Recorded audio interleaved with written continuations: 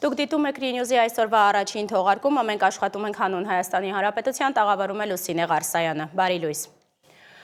Վրաց-ադրբեջանական սահմանին կործանվել է թուրքական ռազմատրանսպորտային օդանավ, նախնական տվյալներով կա 20 զոհ։ Ինքնաթիռը Գյանջայից մեկնում էր Թուրքիա, աղետի է ենթարկվել Վրաստանի տարածքում։ Ադրբեջանի նախագահ Իլհամ Ալիևը զանգահարել ու ցավակցել է թուրք պաշտոնակից Թայիպ Էրդողանին, նշել, որ խորապես ցնցված է տեղի ունեցածից։ Կործանված C-130 Հերկուլեսը ամերիկյան արտադրության ռազմատրանսպորտային ինքնաթիռ է, որը նախատեսված է զորքերի, ռազմական բեռների տեղափոխման և տարհանման համար։ Այն ակտիվորեն օգտագործվում է Թուրքիայի զինված ուժերը տարբեր առաքելություններում։ Ի դեպ, ըստ տարածվող տեղեկությունների, ինքնաթիռը տեղափոխում էր նոյեմբերի 9-ին Բաքվում տեղի ունեցած ռազմական շքերթի մասնակից թուրք զինվորականներին։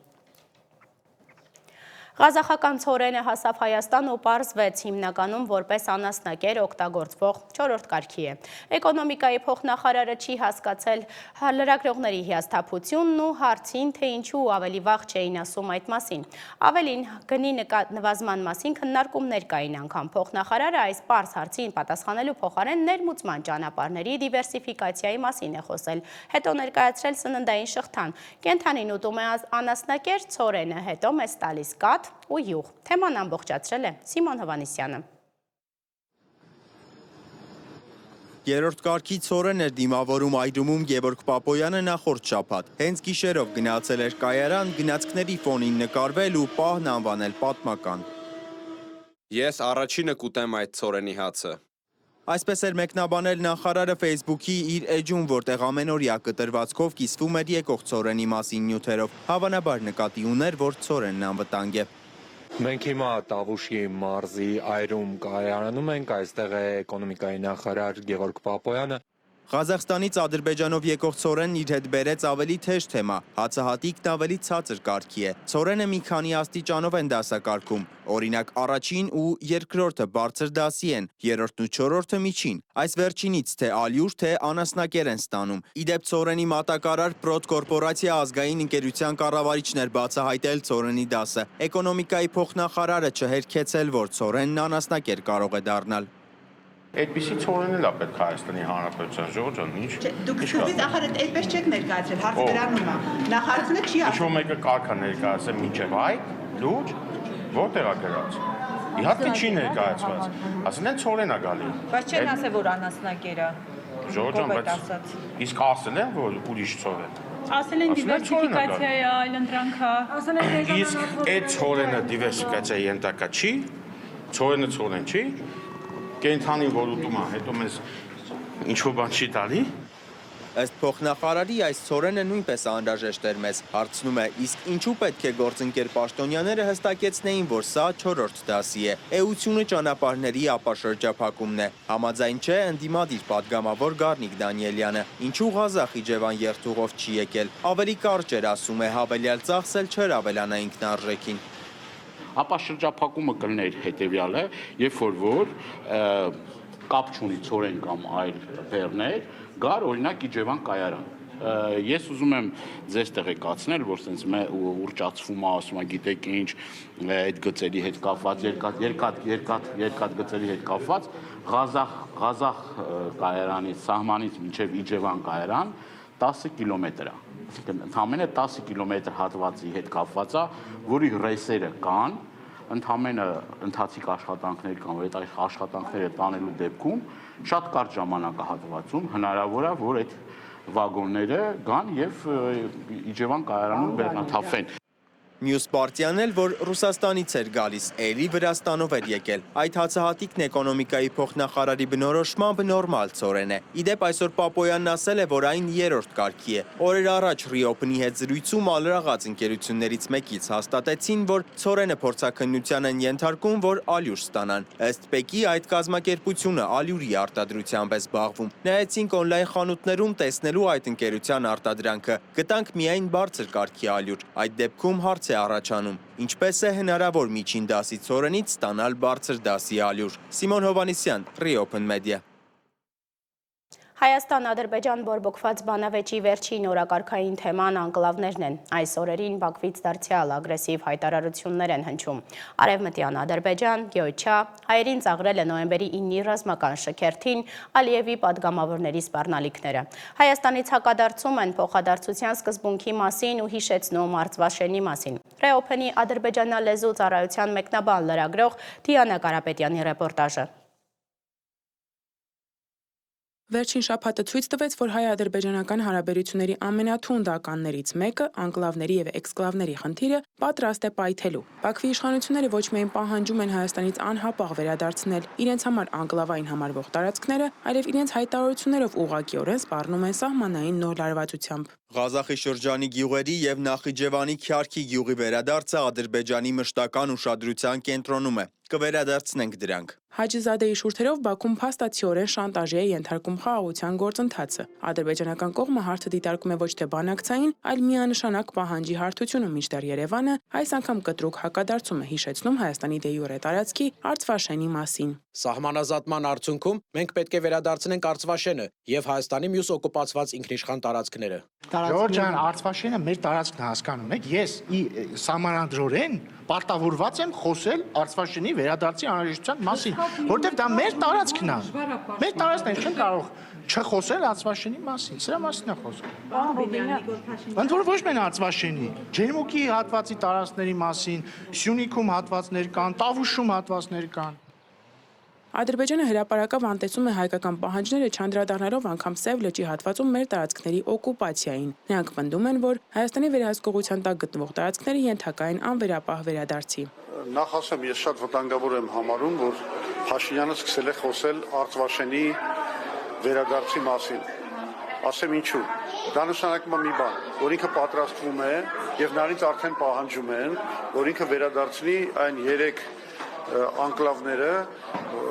Քյարքին, հայտնի որ Տիգրանաշերտը, Տիգրանակերտն է եւ Տիգրանաշենն է ուսում եւ բանի այդ Տավուշի շրջանի անկլավները,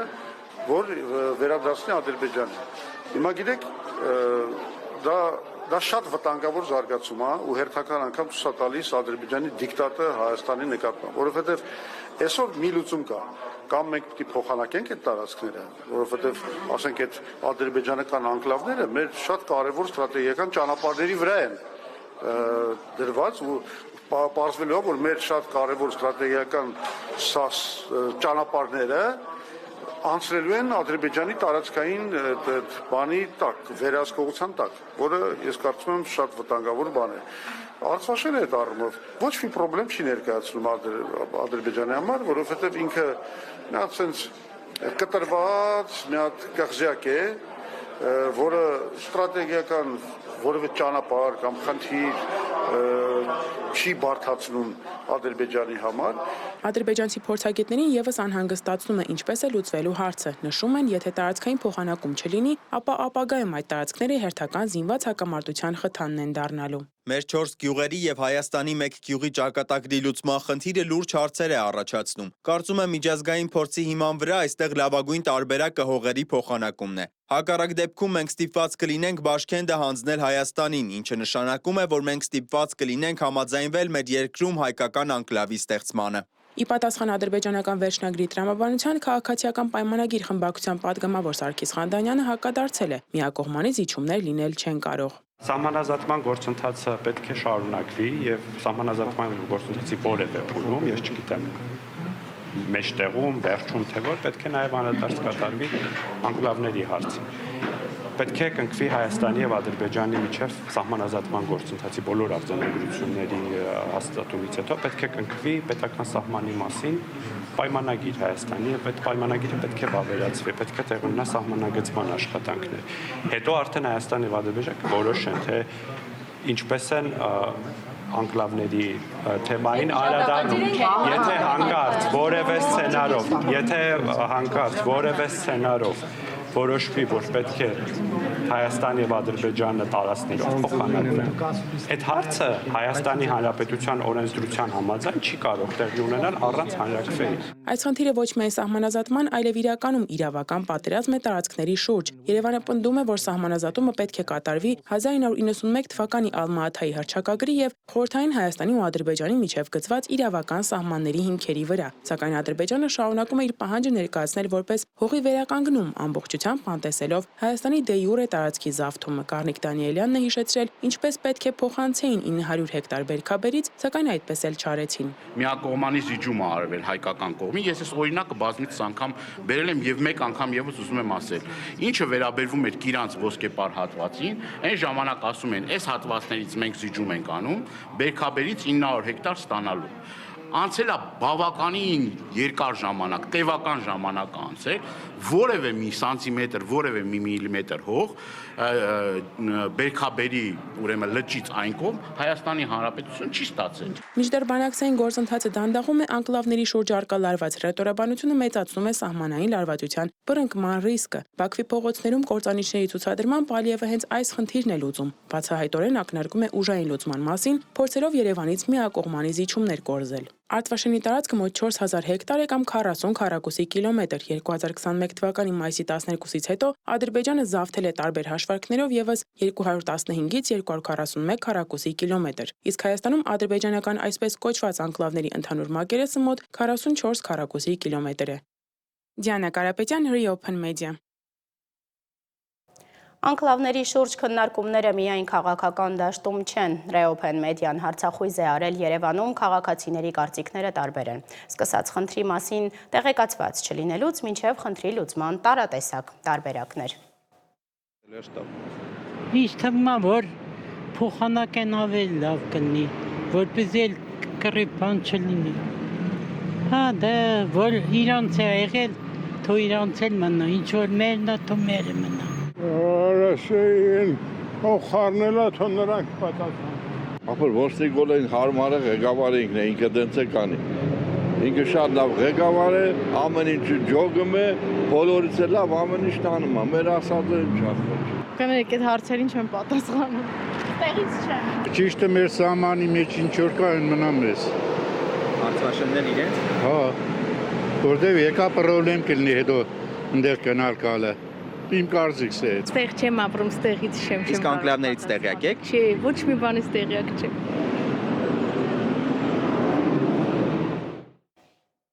Պաշտպանության նախկին նախարար Արշակ Կարապետյանի նկատմամբ հեռակա-վարույթ կիրականացվի։ Ըստ քննչական կոմիտեի Կարապետյանը մեղադրվում է իշխանությունը չարաշահելու համար։ Նախնական քննական մարմինը պնդում է, որ 2021-ի մայիսին Սև լճի տարածքում ադրբեջանական ուժերի առաջխաղացումից հետո նա դուրս է եկել իր լիազորություններից եւ անհիմն բանավոր հրաման է տվել մարտական դիրքերը թողնելու վերաբերյալ։ Արդյունքում ըստ քննության հակառակորդը զբաղեցրել է այդ դիրքերը, վերահսկողության տակ վերցնելով Հայաստանի ինքնիշխան տարածքի մի մասը։ Կարապետյանը շուրջ 3 տարի վարչապետ Նիկոլ Փաշինյանի խորհրդականն էր, իսկ 2021-ին նշանակվեց պաշտպանության նախարար, սակայն ընդամենը 3 ամիս անց Կարապետյանը պաշտոն անկարվեց, ինչից հետո նա իր նախկին ղեկավարին մեղադրեց դավաճանության մեջ, պնդելով, թե իրեն ազատել են ադրբեջանական զինուշի առաջխաղացումը թույլ չտալու հրամանի համար։ Հայաստանը միակը չէ, որի հետ սահմանային ու տարածքային վեճի մեջ է Ադրբեջանը։ Այդ երկիրը շարունակում է յուրացնել Դավիթ Գարեջիի վրացական ժառանգությունը, վանական համալիրն անվանելով Քեշիկ Չիդաղ եւ ներկայացնելով որպես աղվանական մշակութային հուշարձան։ Ու հիմա այս սրվող կոնֆլիկտը հասել է նոր մակարդակի, երբ ադրբեջանական կողմը հարակից բարձրունքներից մեկը վերանվանել է Իլհամ Ալիևի անունով։ Վրացի քաղաքական գործիչները սա համարում են դասական օկուպացիա։ Վրաստանի եւ Ադրբեջանի միջև սահմանազատման հարցը շարունակում է չլուծված մնալ եւ այս ֆոնին ադրբեջանական կողմը շարունակում է Դավիթ Գարեջիի վանական համալիրի մշակութային յուրացումը։ Բաքվից պարբերաբար ժամանող զբոսաշրջային խմբերն այցելում են այն տարածք, որն ադրբեջանական կողմը պաշտոնապես անվանում է Քեշիկ Չիդաղ, պետական պատմամշակութային արգելոց։ Էքսկուրսիայի հիմնական նպատակն է իրենց տեսանկյունից ծանոթացնել Քեշիկ Չիդաղի քարանձավային համալիրի պատմությանը, ճարտարապետությանը եւ մշակութային նշանակությանը, որը ներկայացվում է որպես Ադրբեջանի հնագույն նյութական մշակութային ժառանգության նմուշ։ Հոկտեմբերի 25-ին օրինակ զբոսաշրջիկներին տարել են նաև արգելոցի տարածքում գտնվող Իլհամ Ալիևի անվան բարձունք։ Ադրբեջանում այսպես կոչված Քեշիկտաղի հուշարձանների վերաբերյալ տեղեկատվություն են տրամադրում որպես Կովկասյան աղվանքի մշակութային ժառանգության մաս, այսինքն Դավիթ Գարեջիի վրացական տարածքը նույնպես աղվանական են անվանում, ինչպես դա անում են ամբողջ Արցախի հայկական մշակութային ժառանգության դեպքում։ Ավելին, Դավիթ Գարեջիի մոտ գտնվող լեռը վերանվանվել է Ալիևի անունով, ինչի մասին ընթացիկ տարվա մայիսին ահազանգել էր վրացի քաղաքական գործիչ Շալվան Աթելաշվիլին։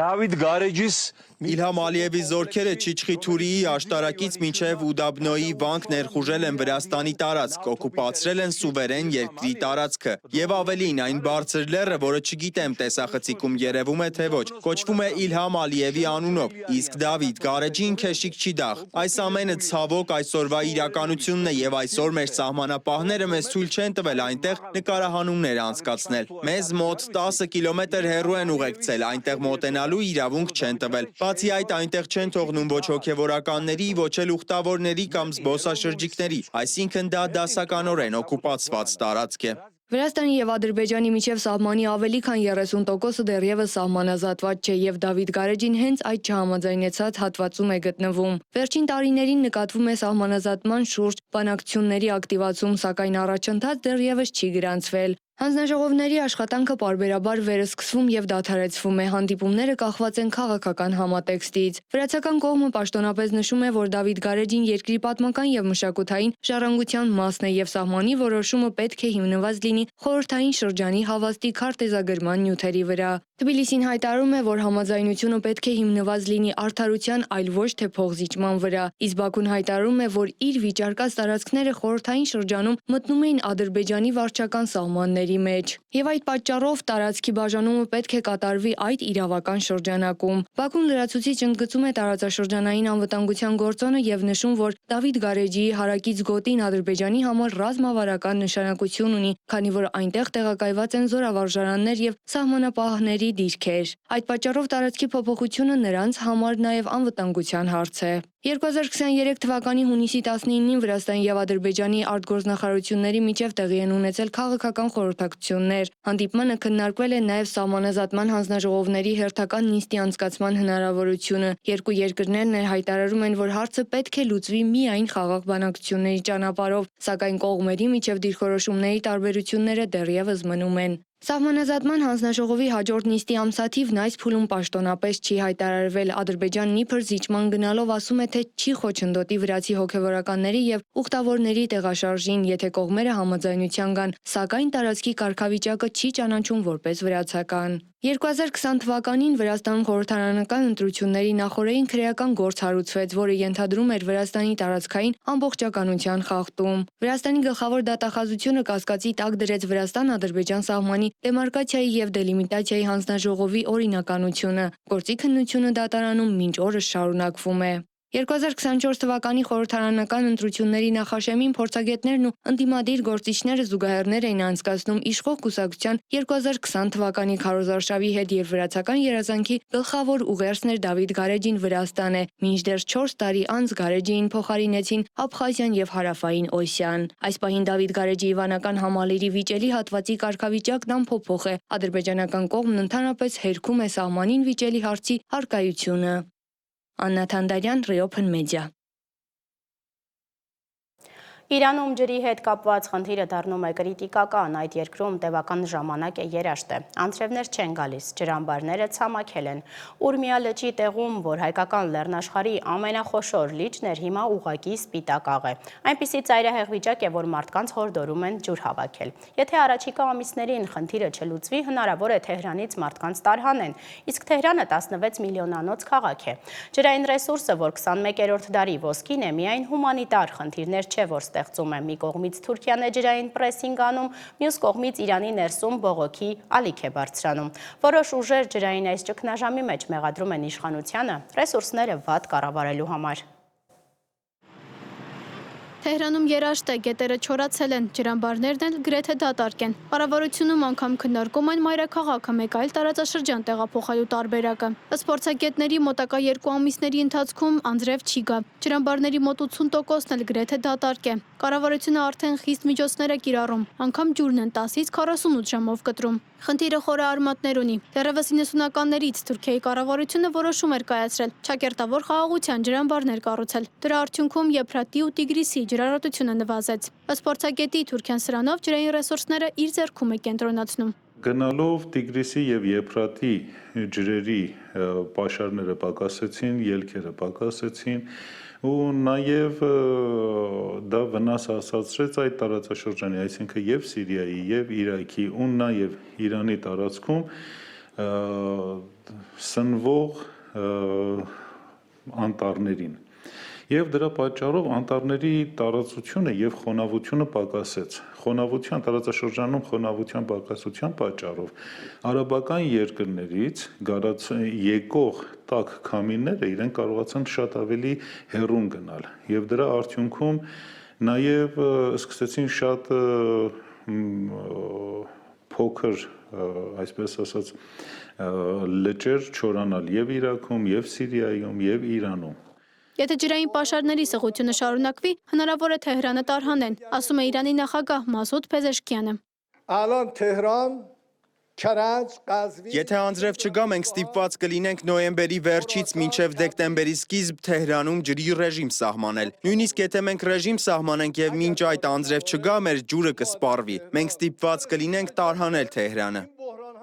Ավելի քան 10 միլիոն բնակիչ ունեցող մեգապոլիսը տարհանելու համար միլիարդավոր դոլարներ են պետք, ասում է փորձագետը։ Խոսում են, որ պետք է քաղաքներ տարհանել, բայց քաղաքների տարհանելը այդքան հեշտ չի։ Իրանը ունի, Թեհրանը ունի մոտավորապես տարբեր գնահատականներով մոտ 14 միլիոն ազգաբնակչություն։ Եվ ամեն օր Թեհրան են գնում շրջակա քաղաքներից մոտ 3 միլիոն մարդ։ Այսինքն մենք խոսում ենք բավականին լուրջ թվի մասին։ Իրանի էներգետիկայի նախարարն էլ կոչ է արել շտապ պահեստային ջրամբարներ կառուցել։ Ես խնդրում եմ պահեստային ջրամբարի կառուցման ուղղությամբ անպայման միջոցներ ձեռնարկել, եւ եթե այդ գործը անեն, պահեստավորված ջուրը մեր տրամադրության տակ կլինի արտակարգ իրավիճակներում սպառման համար։ Ջրային արդյունաբերության խոսնակ Իսա Բոզորգզադեն Իրնայի հետ զրույցում ասել է. Թեհրանի ջրի ընդհանուր սպառումը կազմում է վայրկյանում մոտ 33.5 խորանարդ մետր, որի մոտավորապես կեսը, այսինքն վայրկյանում 16 խորանարդ մետրը, ապահովում է ստորգետնյա ջրերից, իսկ վայրկյանում 17 խորանարդ մետրը մակերևութային ջրերից։ Մեր կանխատեսումները ցույց են տալիս, որ այս պահին վայրկյանում մոտ 3 խորանարդ մետրի, այսինքն մոտ 10%-ի ջրամատակարարման պակաս ունենք։ Իրանի օդի ու ջրի խնդիրը նաև մեզ կարող է հասնել։ Ջրային ռեսուրսների պակասից ոչնչանում են կանաչ տարածությունները։ Սա էլ հանգեցնում է օդի խոնավության նվազման։ Փորձագետներն ասում են, չոր ու փոշոտ օդը շուտով նաև Հայաստան կհասնի։ Ի դեպ, այս սեպտեմբերին վերջնականապես չորացել էր հայկական բարձրավանդակի եզրին գտնվող խոշորագույն լիճը Ուրմյան, իսկ լճի հիմքը վերածվել էր աղի ծածկույթի։ Անի Հովհաննիսյան, Լևոն Ոսկանյան, Reopen Media։ Միջազգային լրահոսի գլխագրերում Սիրիայի նախագահ Ահմեդ Ալ-Շարայի այցներ Վաշինգտոն, շատերի համար Սպիտակ տանը նրա ընդունելությունը մեր ժամանակների քաղաքականության եւ դիվանագիտության տրագիկոմեդիա է հիշեցնում, քանի որ նա, որի գլխի համար նույն Միացյալ Նահանգները ընդամենը մի քանի ամիս առաջ $10 միլիոն պարգև էր առաջարկում եւ ահաբեկիչ էր համարում, այժմ ընդունում է որպես առաջնորդ։ 180 աստիճանով այս շրջադարձը այն մասին է, թե որքան արագ կարող են փոխվել աշխարհաքաղաքական շահերը։ Ավելին, նախկինում ահաբեկիչ համարվողը խոստացել է համատեղ ուժերով պայքարել ահաբեկչական իսլամական պետության դեմ։ Մերի Դանելյանն է պատմում Մոհամմադ Ալ-Ջուլանիից Ահմեդ Ալ-Շարայի փոխակերպված պետության ղեկավարի Միացյալ Նահանգների այցի մասին։ Դոնալդ Թրամփը Սպիտակ տանն ընդունել է Սիրիայի նախագահ Ահմեդ Ալ-Շարային, որը նախկինում Ալ-Քաիդայի ճյուղավորումներից մեկի հրամանատարն էր եւ մինչեւ վերջերս գտնվում էր Վաշինգտոնի ահաբեկչական սև ցուցակում, իսկ այժմ փորձում է վերջ դնել Սիրիայի տասնամյակների միջազգային մեկուսացմանը։ Ավելին, ամերիկյան լրատվամիջոցների հետ հարցազրույցներում Ալ-Շարան կարծիք է հայտնել, թե անհրաժեշտ է պատասխանատվության ենթարկել նախկին առաջնորդ Բաշար Ալ-Ասադին։ Ռուսաստանն այս կամ այն կերպ մասնակցել է Սիրիայի ժողովրդի դեմ պատերազմին։ Այսպիսով, Սիրիայի հետ տեղի ունեցած բանակցությունների մի մասը այն է, որ հետախուզվողները պետք է հանձնվեն Սիրիային, այդ թվում Բաշար Ալ-Ասադը։ Ռուսներն այլ կարծիք ունեն, սակայն արդարությունը պետք է հաղթի։ Բոլորը պետք է պատասխանատվության ենթարկվեն իրենց արածի համար, այդ թվում Բաշար Ալ-Ասադը։ Հետաքրքիր է, որ Ալ-Շարայի խմբավորման իշխանության գալուց հետո Սիրիայի արևելքում դրուզների ու ալավիների զանգվածային սպանություններ տեղի ունեցան, այդ թվում ուղիղ եթերում։ Դեռ հոկտեմբերին Ռուսաստանի արտգործնախարար Լավրովը արաբական երկրների լրագրողների հետ հանդիպմանը հայտարարել է, որ Ասադը եւ նրա ընտանիքի անդամները Ռուսաստանում են գտնվում բացառապես մարդասիրական նկատառումներով, քանի որ նախկին նախագահին հայրենիքում ֆիզիկական հաշվեհարդար էր սպառնում։ Իդեպ սա առաջին անգամն է, որ Սիրիայի նախագահն այցելում է Սպիտակ տուն այդ պետության հիմնադրումից ի վեր։ Ալ-Շարայի խոսքով նախկին ռեժիմի անկումից հետո Սիրիան թևակողել է նոր դարաշրջան, եւ սա հիմք կհանդիսանա նոր ռազմավարության համար, հատկապես Միացյալ Նահանգների հետ հարաբերություններում։ Հանդիպումից հետո Թրամփն էլ հայտարարեց, որ առաջիկայում Սիրիայի վերաբերյալ որոշ հայտարարություններ կլինեն, ապա հավելեց, թե լավ շփում է ունեցել այդ երկրի նախագահի հետ եւ իրենք կկարողանան համատեղ աշխատել։ Ես նրա հետ համաձայնության եմ եկել։ Նա գալիս է շատ դժվար վայրից եւ կոշտ մարդ է։ Ինձ դուր է գալիս, ես լավ եմ հասկանում նրան եւ մենք կանենք ամեն ինչ, որպեսզի Սիրիան հաջողակ լինի, քանի որ դա մերձավոր արևելքի մի մասն է։ Մերձավոր արևելքում հիմա խաղաղություն է։ Նույն օրը Սպիտակ տանն է եղել նաև Թուրքիայի արտգործնախարար Հական Ֆիդանը, հանդիպել պետքարտուղար Մարկո Ռուբիոյի հետ։ Ավելի ուշ Ֆիդանը հայտնել է, թե Վաշինգտոնում առանձին բանակցություններ է վարել մի քանի ամերիկացի պաշտոնյաների եւ իր սիրիացի գործընկերոջ հետ, քննարկելով Սիրիայում եւ Գազայում տեղի ունեցող զարգացումները։ Մերի Դանիելյան, Reopen Media։ Միացյալ Նահանգների նախագահը դատի է տալիս բրիտանական ու միջազգային ամենահայտնի լրատվամիջոցներից մեկին, BBC-ին։ Ըստ Թրամփի լրատվամիջոցն իր ելույթը սխալ է ներկայացրել լսարանին, ինչի հետևանքով իրեն է վերագրվում 21 թվականի հունվարին Կապիտոլիումի վրա հարձակումը։ Թեև BBC-ին իր ղեկավարությունը արդեն իսկ ներողություն է խնդրել կատարվածի համար, Թրամփը չի պատրաստվում նահանջել։ Միացյալ Նահանգների նախագահն առաջին անգամը չէ, որ լրատվամիջոցի հետ դատարան պիտի մտնի, եւ ընդհանրապես նա այն ղեկավարներից է, որի անվան հետ կապվում են հազարավոր դատական գործեր։ Դոնալդ Թրամփը նամակ է ուղարկել BBC-ին սպառնալով դատական հայց ներկայացնել։ Աշխարհի ամենահեղինակավոր լրատվամիջոցներից մեկը հայտնվել է աննախադեպ սկանդալի կենտրոնում, որը հանգեցրել է նրա բարձրագույն ղեկավարության, գլխավոր տնօրեն Թիմ Դեյվիի եւ լրատվության ղեկավար Դեբորա Թըրնեսի հրաժարականներին։ Պատճառը Թրամփի ելույթի խմբագրումն է, որը ոչ միայն առաջացրել է կողմնակալության մեղադրանքներ, այլև $1 միլիարդ դատական հայցի սպառնալիք։ Ամեն ինչ սկսվեց BBC Պանորամա հաղորդման վավերագրական ֆիլմից, որը ցուցադրվեց Միացյալ Նահանգների նախագահական ընտրություններից քիչ առաջ։ Ֆիլմը մոնտաժվել եւ իրար էին միացվել 2021 թվականի հունվարի 6-ին Թրամփի ելույթի երկու տարբեր հատվածներ, ստեղծելով տպավորություն, թե նա ուղղակիորեն կոչ է անում բռնության Կապիտոլիումի վրա հարձակվելու համար։ Մինչդեռ ըստ Թրամփի փաստաբանների BBC-ն դիտավորյալ բաց էր թողել այն հատվածը, որտեղ նախագահը կոչ էր անում իր կողմնակիցներին երթով շարժվել խաղաղ եւ հայրենասիրաբար։ Ներքին զեկույցի արտահոսքից հետո բռնկված սկանդալի հետևանքով BBC-ի նախագահ Սամիր Շահը ստիպված եղավ հրապարակավ ներողություն խնդրել։ Ներողություն եմ խնդրում այն բանի համար, թե ինչպես էր թիմը խմբագրել նախագահ Թրամփի հունվարի 6-ին իր կողմնակիցներին ուղղված ուղերձը։ Ես չէի ցանկանում կորցնել Թիմ Դեյվիին։ Կարծում եմ, որ Դեյվին եղել է բացառիկ գլխավոր տնօրեն եւ թույլ տվեք ասել, որ խորհրդի ոչ մի անդամ էլ չէր ցանկանում։ Պատասխանատվություն ստանձնելով հրաժարական տվեց նաև լրատվական բաժնի ղեկավարը։ Ես հրաժարական տվեցի, որովհետև պատասխանատվությունը ինձ վրա է, բայց ես կցանկանայի մեկ բան շատ պարզ դարձնել։ BBC News-ը ինստիտուցիոնալ կողմնակալ չէ, այդ իսկ պատճառով այն աշխարհի ամենավստահելի լրատվության մատակարարն է։ Ճգնաժամը հասել է նաև բրիտանական խորհրդարան։ Քաղաքական գործիչները պահանջում են պատասխանատվություն, բայց միևնույն ժամանակ մտահոգված են BBC-ի վրա Դոնալդ Թրամփի գործադրած ճնշումներով։ Կարծում եմ, որ հարցեր կան, որոնց BBC-ի խորհուրդը պետք է պատասխանի, թե ինչպես է պատկերացնում այս իրավիճակի կարգավորումը։ Բայց ես կարծում եմ, որ քաղաքական գործիչների համար այսօրվա առանցքային խնդիրն այն է, թե արդյոք նրանք պաշտպանելու են BBC-ին որպես ինստիտուտ։ Դոնալդ Թրամփը իր մեկնաբանություններով խաթարում է BBC-ի աշխատանքը, հարձակվում է ղեկավարության վրա, BBC-ի լրագրողներին կոչելով կոռումպացված։ Այս մեդիա արշավը հատկապես կարևոր է դարձել այն բանից հետո, երբ նախագահ վերընտրվելուց հետո Թրամփի դեմ հարուցված 4 քրեական գործերից 3-ը կասեցվեցին կամ փակվեցին։ Գաղտնի փաստաթղթերի եւ հունվարի 6-ի դաշնային գործերը փակվեցին 2024-ի նոյեմբերին նախագահական անձեռնմխելիության հիմքով։ Ջորջիայում ընտրությունները խախտելու գործը կանգ է առել դատախազ Ֆանի Վիլիսի հեռացումից եւ ընտրացակարգային խնդիրներից հետո ապագան մնալով անորոշ։ Ջին Քերոլի քաղաքացիական գործում Թրամփը մեղավոր ճանաչվեց 1990-ականների սեռական բռնության եւ զրպարտության համար, պարտավորվելով վճարել $88.3 միլիոն։ Նյու Յորքի գլխավոր դատախազի գործով Թրամփը $454 միլիոն տուգանք վճարեց արխիվները ուռճացնելու համար եւ նրան ժամանակավորապես արգելվեց բիզնես վարել նահանգում, դատավճիռն այժմ բողոքարկվում է։ Ամենասկանդալային Նյու Յորքի փողլռության դիմաց գործով Թրամփը մեղավոր ճանաչվեց 34 կետերով։ Մեծահասակների համար ֆիլմերի ասեղը Սթորմի Դենիելսին 2016-ին վճարած գումարը թաքցնելու համար փաստաթղթեր կեղծելու մեղադրանքով, բայց ազատազրկումից խուսափեց։ Գործն այժմ բողոքարկման փուլում է։ Թրամփը եւ նրա ընկերությունները ներգրաված են եղել ավելի քան 4000 դատական գործերում, հիմնականում բիզնես վեճերի եւ պայմանագրային խնդիրների պատճառով։ Աննա Հարությունյան, Reopen Media։ Եվ կրկին Դոնալդ Թրամփ վերջինս հայտարարել է, որ իր շնորհիվ ռուս-ուկրաինական հակամարտությունն այլևս չի սպառնում վերաճել համաշխարհային պատերազմի։ Ամերիկացի առաջնորդը նաև նշել է, որ Միացյալ Նահանգները դադարեցրել է Ուկրաինային անվճար զենքի փոխանցումը, այժմ ՆԱՏՕ-ն վճարում է դրա համար։ Իսկ ռուս-ուկրաինական ռազմաճակատում իրավիճակը ավելի է թեժանում։ Ռուսական բանակը մտել է Դոնեցկի շրջանի Պոկրովսկ քաղաք, որը ուկրաինացիների համար ամենակարևոր ռազմավարական կետերից մեկն է։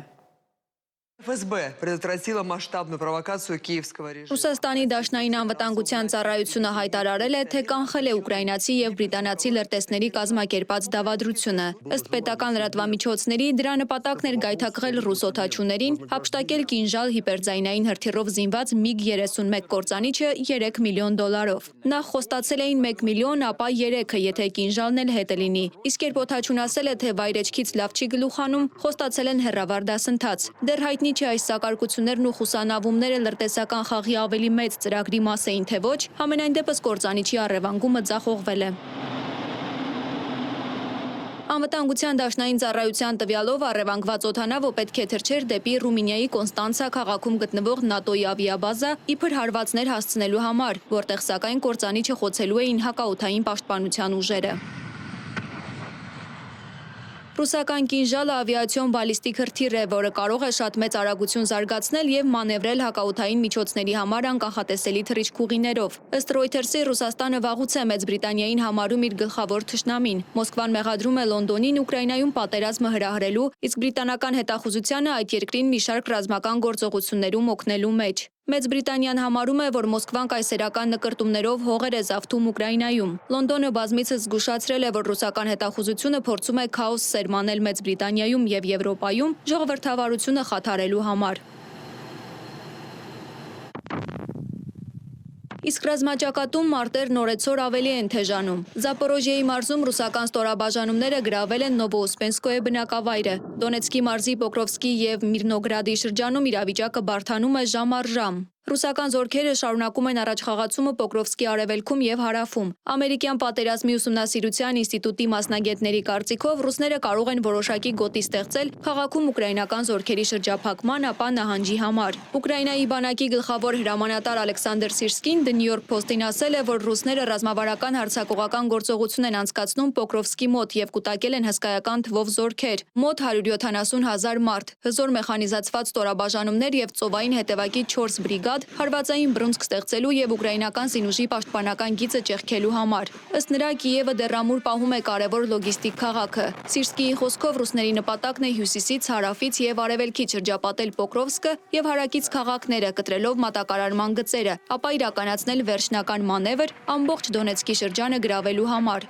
Միևնույն ժամանակ Ռուսաստանի պաշտպանության նախարարությունը պնդում է, որ ռուսական ստորաբաժանումները վերահսկողության տակ են վերցրել Կուպյանսկի արևելքում գտնվող նավթաբազան։ Իսկ վերջին ժամի դրությամբ ամբողջովին գրավել են քաղաքի արևելյան հատվածը, շարունակելով շրջափակման մեջ հայտնված ուկրաինական խմբավորման ոչնչացումը։ Պոկրովսկում ռուսական գրոհային խմբերը առաջ են շարժվել կենտրոնական շրջանի հյուսիս-արևմտյան եւ արևելյան թաղամասերում, ինչպես նաեւ երկաթուղային կայարանում, մեկ օրվա ընթացքում գրավելով 256 շենք։ Շարունակվում է Դոնեցկի շրջանի Ռոկ բնակավայրի մաքրումը, որտեղ ռուսական զինվորականները գրավել են 100 շենք։ Այստեղ հետ են մղվել ուկրաինական ստորաբաժանումների շրջափակված խմբավորման համար սողանցք բացելու նպատակով 7 հարձակումներ։ Վերլուծաբանները զգուշացնում են, որ եթե Կիևը ձգտի Պոկրովսկը պահել ցանկացած գնով, առանց համապատասխան ուժեղացման, դա կարող է հանգեցնել քաոսային եւ արյունալի նահանջի, որը նման կլինի այլ կարևորագույն հենակետերում կրած պարտություններին։ Մերի Դանիելյան, Reopen Media։ Եվ վերջում մանկական Եվրատեսիլում Հայաստանի այս տարվա պատվիրակի երգը մի քանի օրում ռեկորդային դիտումներ է հավաքելու դարձել մրցույթում հաղթելու ֆավորիտներից մեկը։ Իմ գործընկեր Մոնիկա Հայրոյանն է պատմում։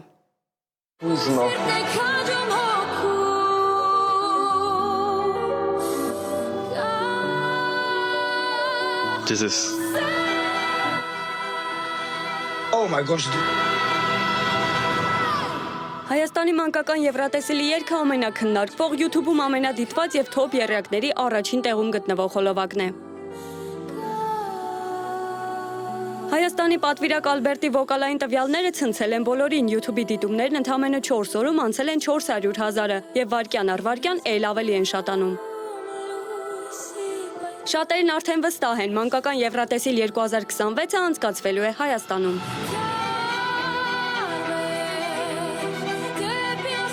12-ամյա Ալբերտի համար մանկական Եվրատեսիլի բեմը մանկական ձգտում էր։ Նա արդեն 3-րդ տարին էր մասնակցում նախընտրական փուլին։ Այս անգամ վերջապես վաղեմի երազանքն իրականություն դարձավ, ետևում թողնելով 80-ից ավելի մասնակիցներին։ Ես փոքր հասակից երազել եմ մասնակցել մանկական Եվրատեսիլին եւ սկսել եմ երգել 5 տարեկանից։ Հենց սկսեցի երգել, հենց այդ ժամանակվանից էլ արդեն իմ մոտ երազանք առաջացավ, որ մասնակցեմ մանկական Եվրատեսիլին։ Եվ այդ օրվանից որոշեցի, որ երբ արդեն հասկանամ, որ կարող եմ պատրաստեմ եւ կարող եմ հայտ դիմել, հայտ լրացնել, կգնամ այդ քայլին։ Այո։ Քաջարի սիրտ երգը հզոր բալադ է, երաժշտության հեղինակը բազմաթիվ Եվրատեսիլյան հիթերի հեղինակ, կոմպոզիտոր Լիլիթ Նավասարդյանն է, իսկ խոսքերը գրել է բանաստեղծուհի Անիտա Հախվերդյանը։ Երգը խիզախության, հույսի եւ տոկունության ուղերձ է, կոչ դիմակայելու դժվարություններին անկոտրում ոգով։ Ալբերտի վոկալային տվյալների կատարելագործման վրա աշխատել է Հանրապետության վաստակավոր արտիստ Սարուհի Բաբայանը, որի շնորհիվ Ալբերտի ձայնը հասել է գրեթե կատարելության։ Ինձ շատ ոգեշնչել էր ընդհանրապես իր ձայնի տեմբրը, գույնը, հզորությունը, ինչպես այն կհնչում, ուսումնասիրելով իր ամբողջ պաշարը, բոլոր լավ կողմերը, եկա սրան, տենց իսկապես ծնվել է, որովհետև մի շնչով իրականություն է դարձել։ Իր 17-ամյա մասնակցության ընթացքում մեր երկիրը երբեք դուրս չի մնացել լավագույն տասնյակից, տանելով 2 փայլուն հաղթանակ եւ 10 անգամ հայտնվելով լավագույն եռյակում։ Այս տարի բոլոր հայացքները սևեռված են դեպի Թբիլիսի, որտեղ դեկտեմբերի 13-ին կկայանա մանկական Եվրատեսիլ 2025-ը։ Միջազգային հանրության բուռն արձագանքը եւ Ալբերտ Արմենակյանի տաղանդը հզոր հիմք են տալիս հավատալու, որ հայկական քաջարի սիրտը կարող է 3-րդ հաղթանակը բերել հայրենիքին։ Մոնիկա Հայրոյան, Reopen Media։ Այսպիսի դրական նոտայով էլ ավարտում ենք այս թողարկումը, Renews-ը առավել թարմացված տեղեկատվությամբ եթերում կլինի ժամը 13-ին, իսկ ես ձեզ հրաժեշտ եմ տալիս, բարին ընդ ձեզ։